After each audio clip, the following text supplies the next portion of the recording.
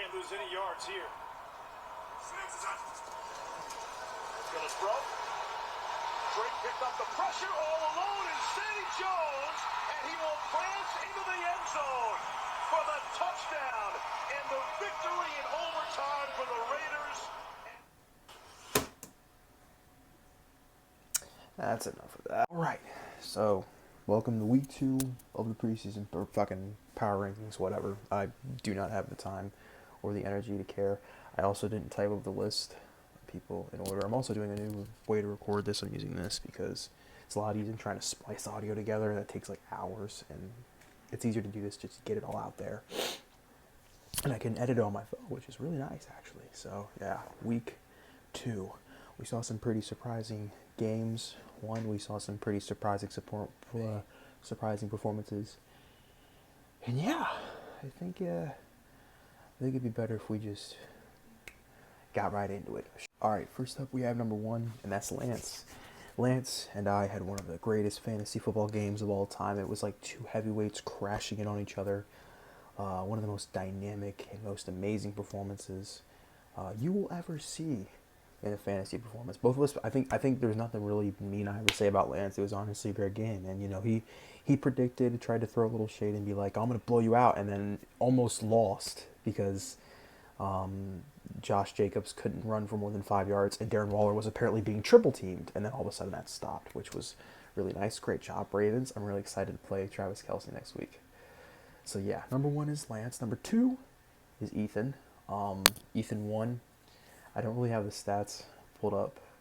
This is a bit of a makeshift operation right now, but Ethan performed very admirably fantasy football-wise. He did a really good job, and hopefully it continues for him, but obviously we shall see what happens. Because knowing Ethan, he'll probably be losing in like week 7 or 8, and then all of a sudden change the standings and change every single fucking outcome that had already happened and be like, oh, well, this is what happened because he literally did that one year and almost destroyed the league because of that. People don't forget, Ethan. People don't forget. All right, next up we have number 3, and that is going to be George. I got to give credit where credit is due. George drafted really well this year, and I predicted he'd be probably one of the top 4 teams. And yeah, he did a great job and actually played his heart out. And I got to be honest, I'm really surprised. He won the Acro Bowl, so whatever trash bin is closest to you, you can use that as a trophy. Just like your family, it's worth nothing, but it's your trophy to bear upon the souls of millions. So have fun with that. And then number 4, we have Brandon, who is the newcomer and won against Nick in the Newcomer Bowl, which was really interesting. He destroyed Nick, who, like, I don't think this can be overstated. If we think Chris knows nothing about football, I don't think Brandon can name more than 13 teams. And he won by that much. I'm kind of scared. Slow. And next up we have Chris, number 5. Chris continues to surprise everybody by doing nothing, doing no research, not caring, and keeps winning. So, I don't know what to say anymore. I could say jokes, I can make jokes, but I don't think he cares. He doesn't. He does not care. How the fuck is he winning so many games, man? I have no idea.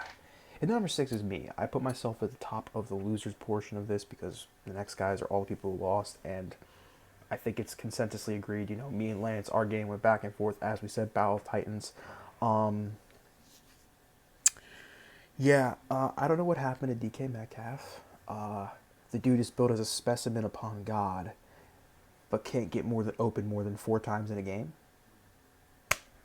Interesting. Then we have number 7, Aaron. Aaron is number 7. Aaron, you did not have a great starting performance, but I've always said that you don't have to be good week 1. You have to be good all the way up until the championship. So, yeah. But with that being said, that was one of the worst performances in fantasy I think you've ever had. And you got blown out by me in the title game, year 1. So, yeah. I'm still writing that, by the way. Don't worry. That's never going away. And now that I have like a video way to tell you guys, I'm always going to use that just to make fun of you. And number 8 is Sam. Just, you know, be lucky you're not last. That's all I have to say. Also, go fuck yourself. Just go fuck yourself. Go fuck yourself. That's what you deserve. And you know what you did.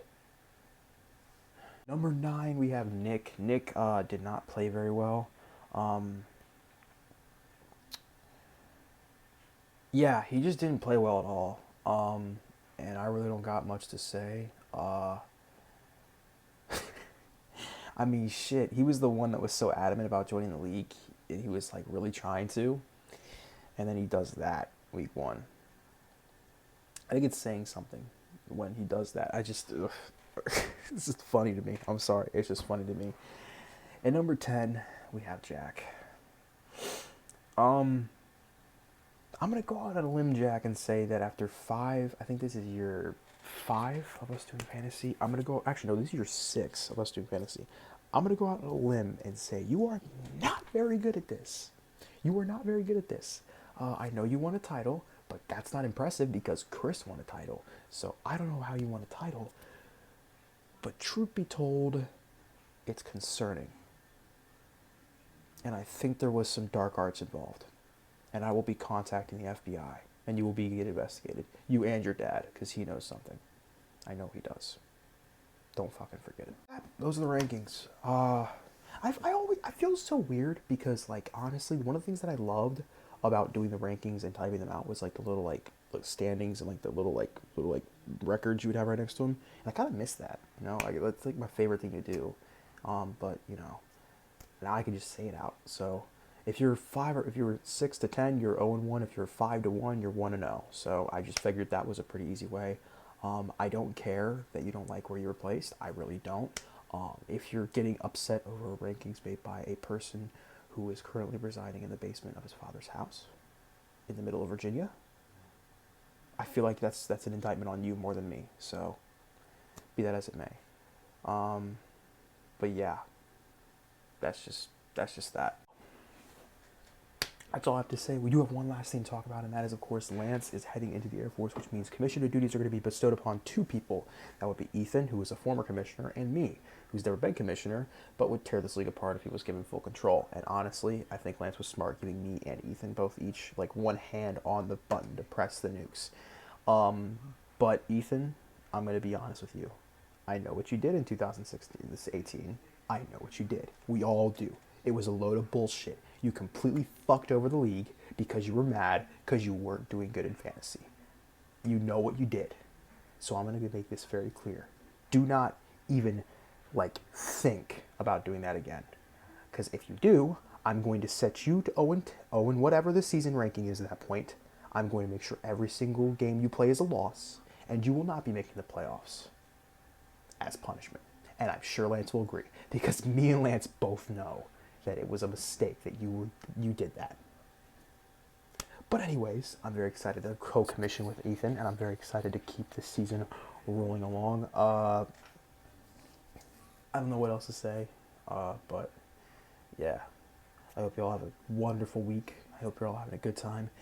If you're in New Orleans, try not to drown. If you're in Chicago, try not to get shot. And if you're in California, try not to burn to death. See you guys.